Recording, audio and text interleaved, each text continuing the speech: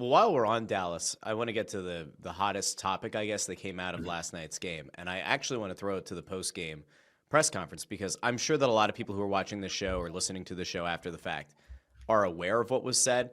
But we saw Oettinger get pulled after 2 goals. And on commentary, they said they really couldn't have put either of them on Oettinger. But Pete DeBoer, in what ended up being an elimination game, decided to take the very bold strategy, the bold move of pulling his goalie.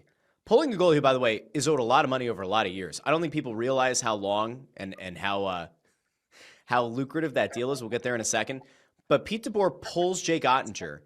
And, man, if you just look at what gives you the best chance of winning, can't imagine it's that. But I do want to get to his logic because coaches – and in Bundy, we often ask for coaches to be honest, and we don't want the cookie-cutter answers. I want to go out to Pete DeBoer first because he gave 2 different reasons, 2 that I guess are kind of linked, of why he pulled Jake Oettinger last night, because obviously now people are going, oh, is this going to lead to a divorce in Dallas? So let's go out to Pete first. Well, anytime you pull a goalie, there's the reasoning's always to try and spark your group. So that was the number one reason.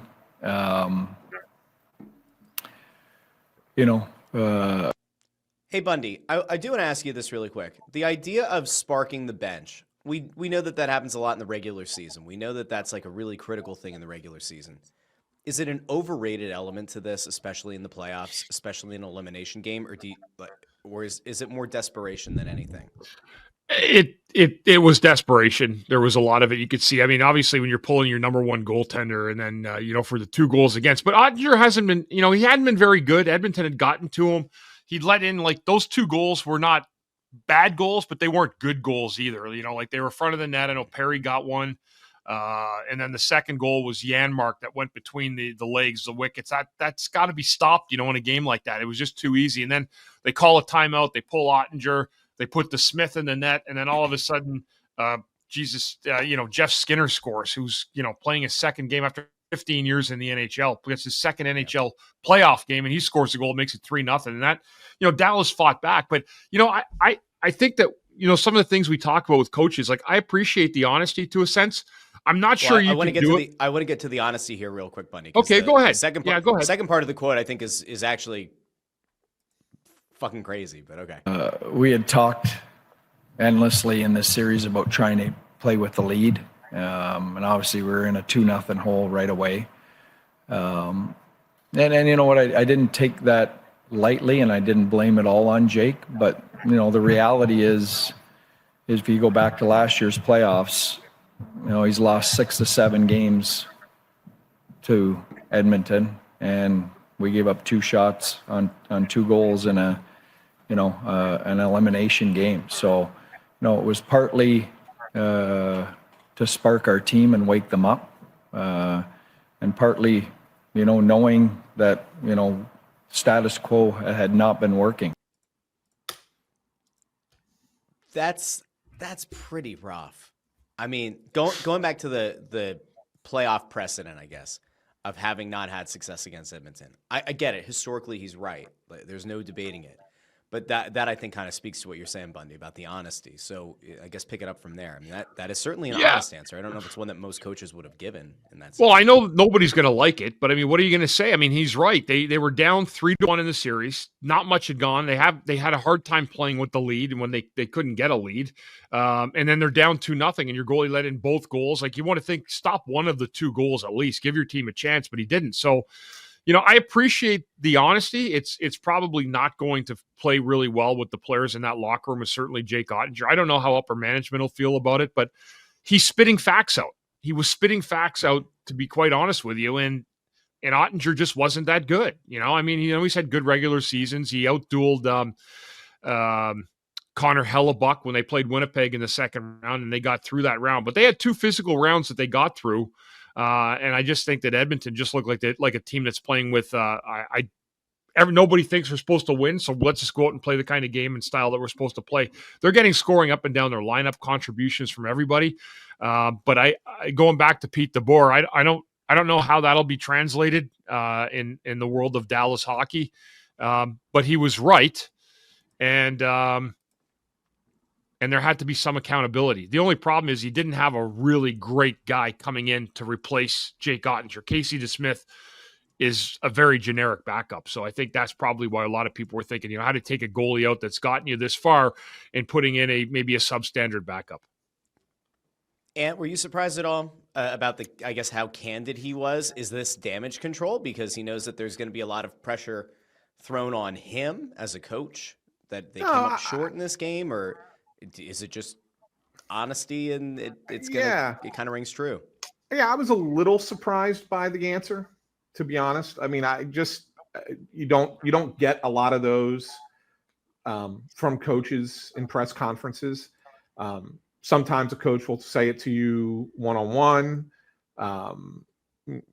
but you don't really get that honesty. And it's fine that he puts it out there. Like I think that players will get it. I think he'll understand.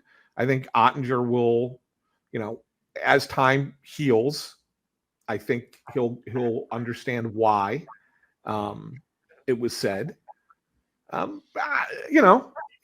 It is what it is, man. I mean, he's not wrong. I mean, Oettinger was not good in this series. He just wasn't. And he wasn't good against Edmonton last year either. And I think Jake Oettinger is a very, very good goalie. I think he's top 5 goalie in the NHL. And he just has Edmonton's his kryptonite in a lot of ways. And it's just what it is. And it doesn't mean that you can't go out there and win a Stanley Cup with Jake Oettinger in Dallas going forward. You still think you can. I mean, he signed there long term. I mean, he's going to be the guy, right?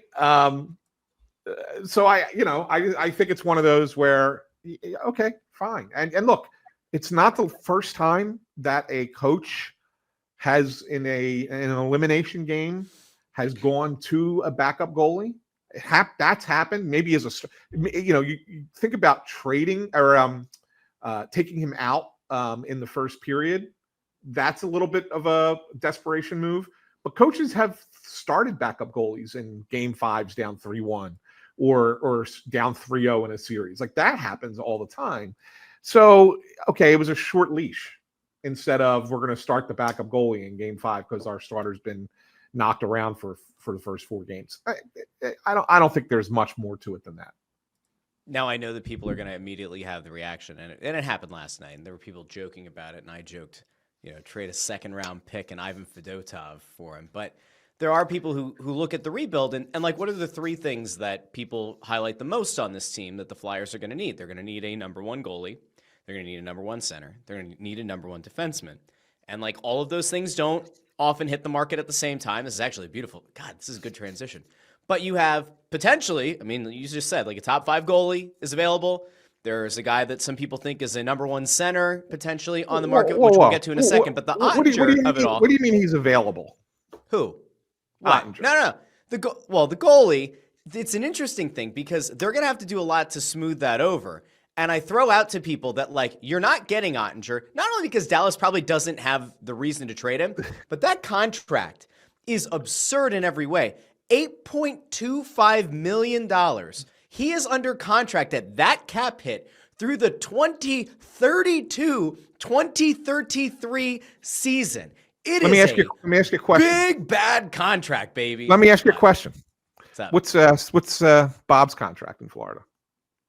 Is he getting 11, 10 and a half, 11? How's that working out?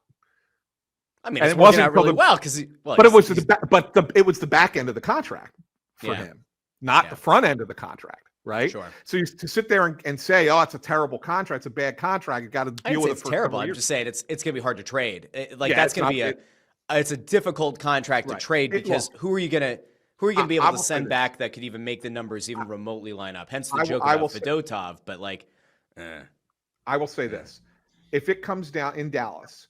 If it really came down to like we can't rectify this between Oettinger and DeBoer and we have to make a change, I would bet that they would replace the coach before they replace the goalie. For sure. I agree. So to me, I don't think Jake Oettinger is even a conversation. It might be a pipe dream on social media for a lot of Flyers fans because of what was said and what was happening, but I don't even think that there's a conversation there. Like, he's not going to be available this offseason.